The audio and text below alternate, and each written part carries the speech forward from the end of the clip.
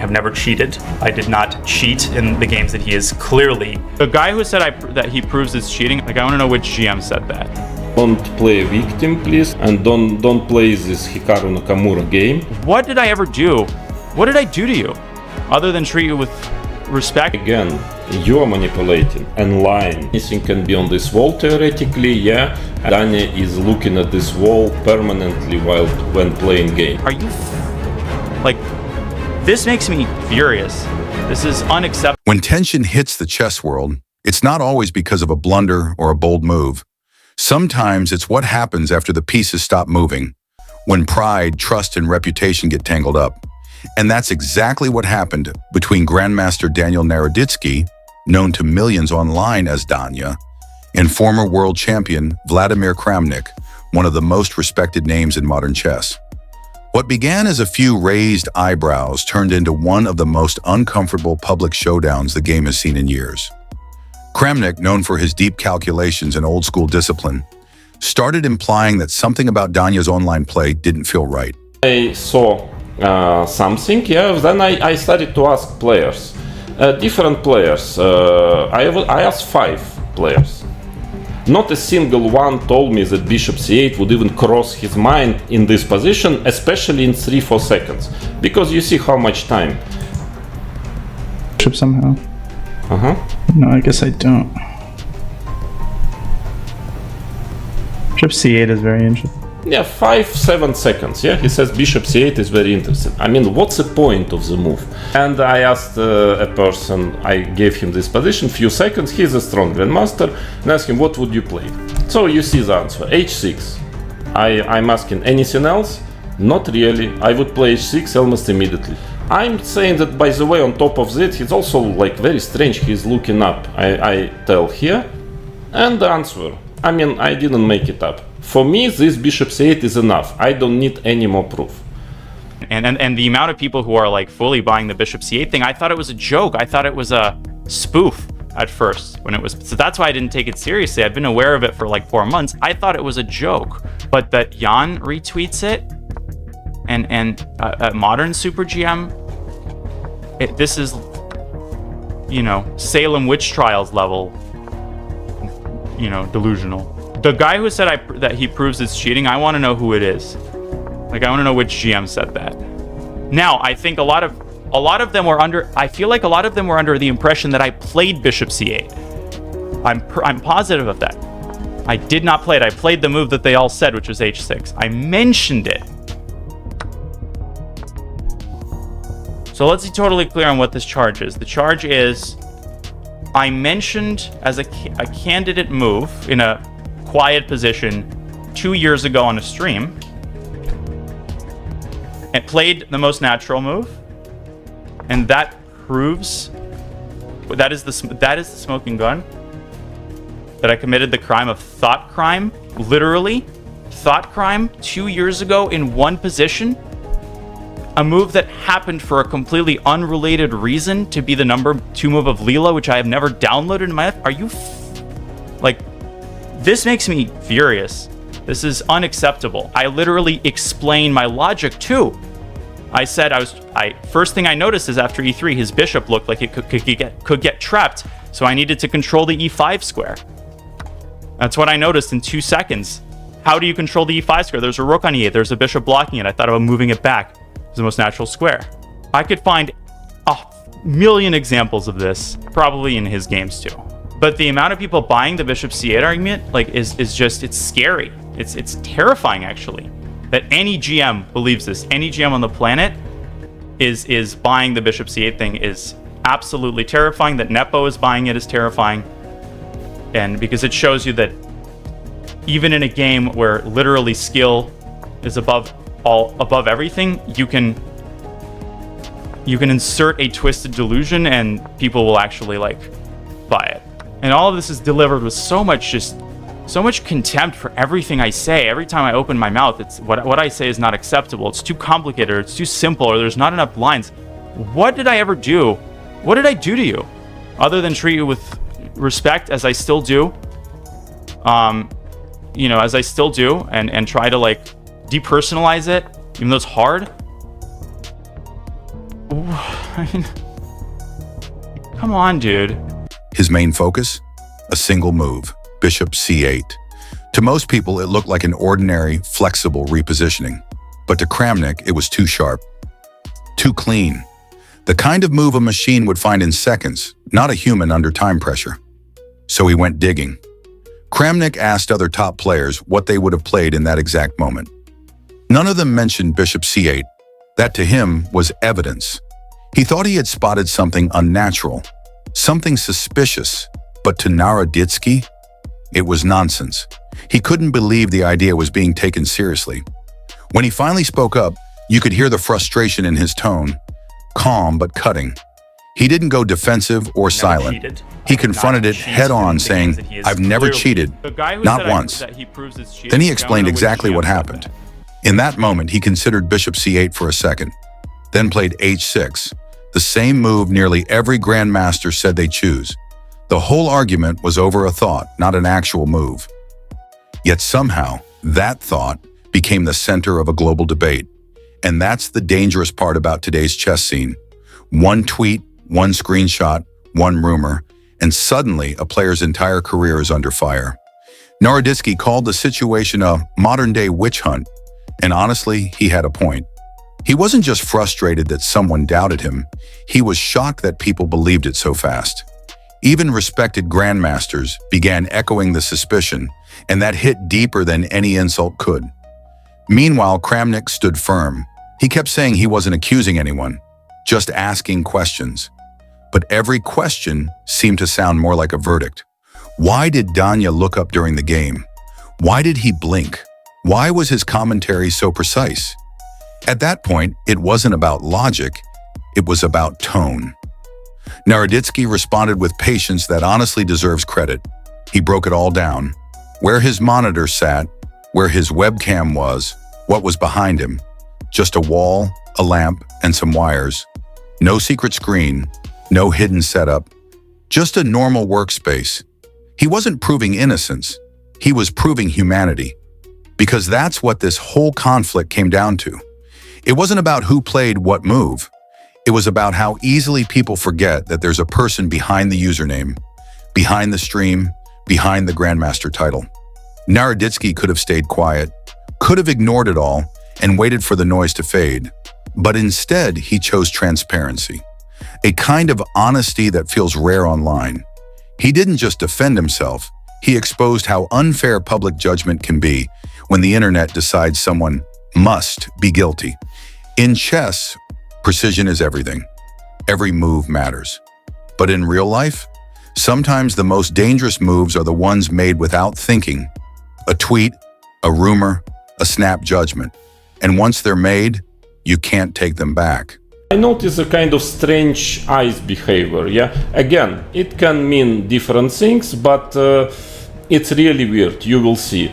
Monitor is obviously here, it's obviously there, and what can be here on the right, I don't understand. It's for sure, he's glancing all the time. I mean, what is happening? And Dania, could you explain where are you looking all the time? Here you see again, looking there, not really time, to look outside of the monitor when you have few seconds, normally. I mean, normally you're so concentrated on the game, but here, he thinks, or I don't know, pretends to think, I don't know. Fantastic. That's when the last one, or at least looking there, I don't understand where is the chat. That was a nice one.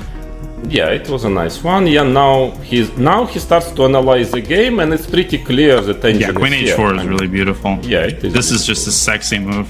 The way he commands, the way he doesn't. I mean, it's just he's telling such. I mean, it's not really because after this level, after this game, okay, this guy is top 5. It's a really very top level.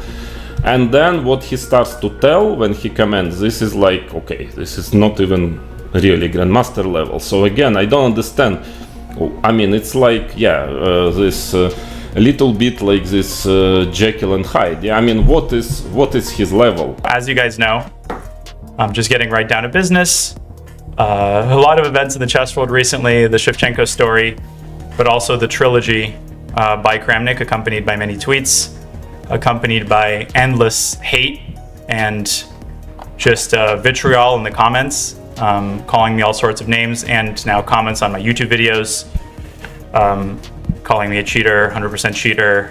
Daniel, don't play a child, you know. You, first of all, nobody's claiming that you are guilty, and I told it very clearly, and don't manipulate again. This is really not decent. Of course, there was no allegation, not cheating. There were questions, legit questions, which Daniel, most of it refuses to answer, and what he answers actually is, I'm sorry to be straight, but it's embarrassing because it just doesn't fit, and I'm going to prove you right now that it's simply not fitting. I consulted with a trusted super GM who I think is on my side here, and he suggested that that even among the super GM community there is enough quote-unquote suspicion with the eye movements in particular that it's worth just doing this really quickly just to establish the extent of slanderous lies and the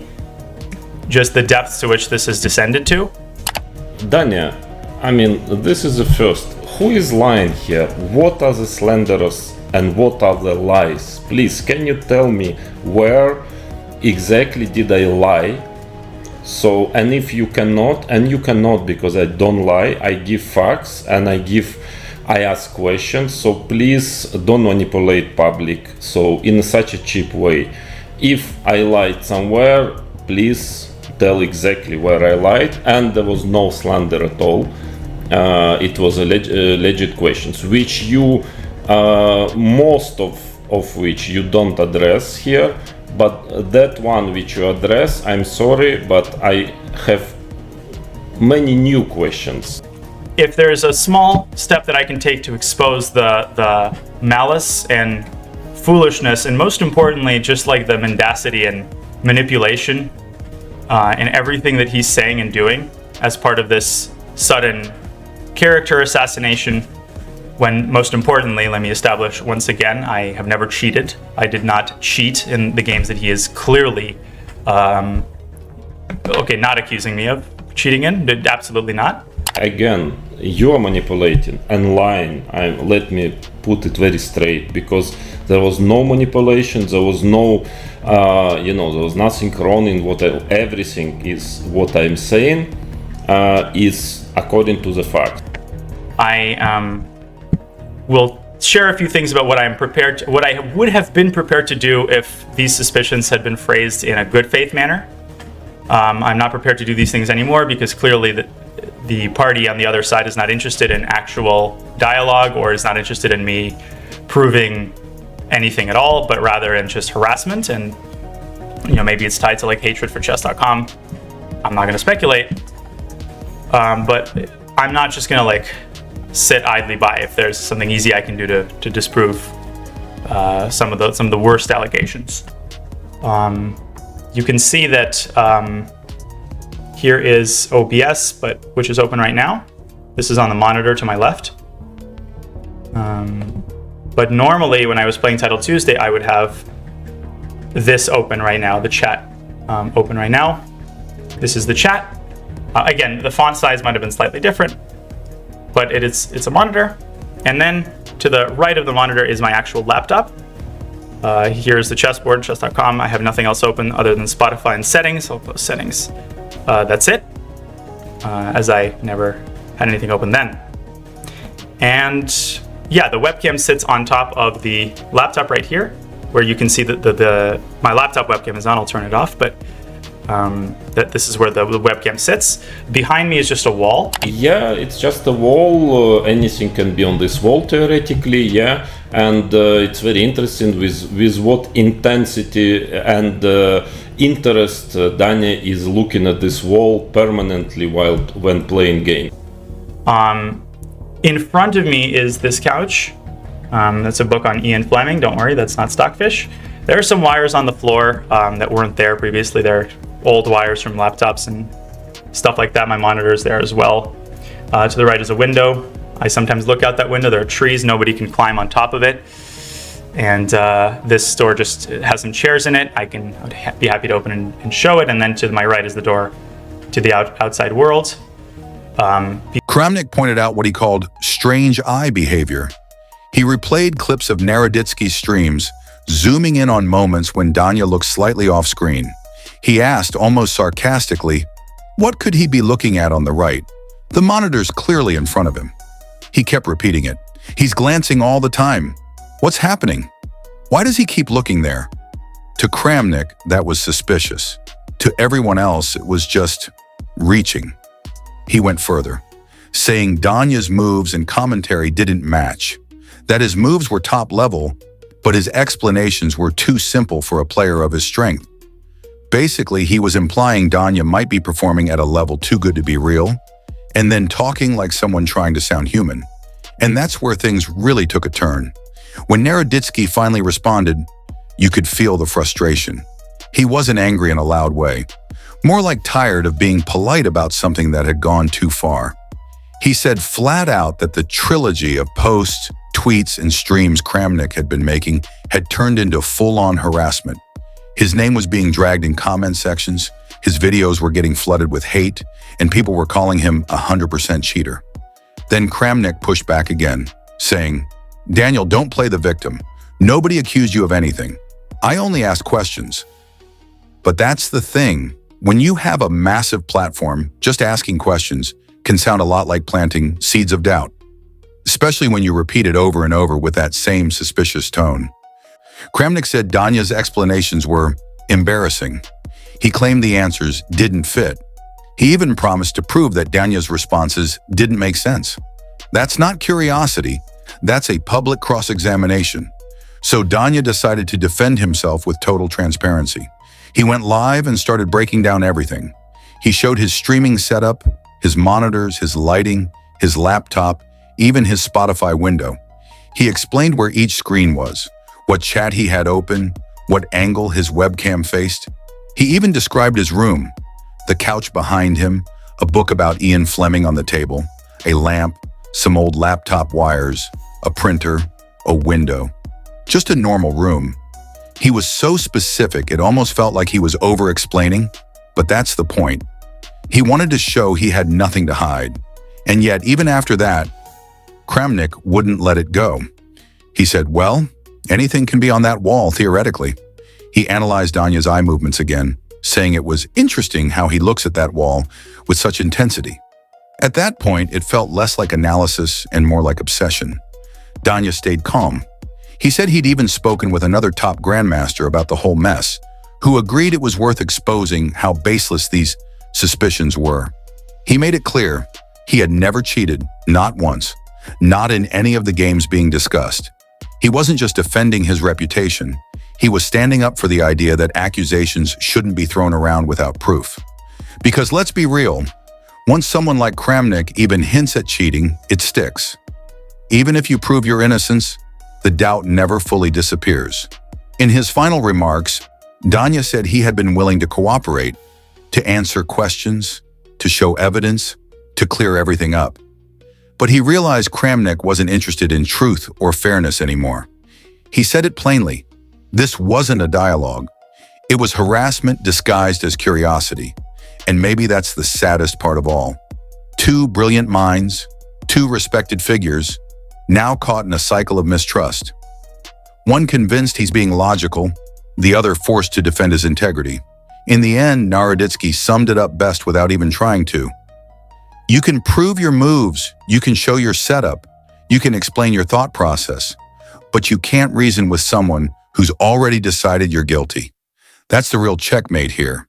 Not on the board, but in the battle for truth and reputation.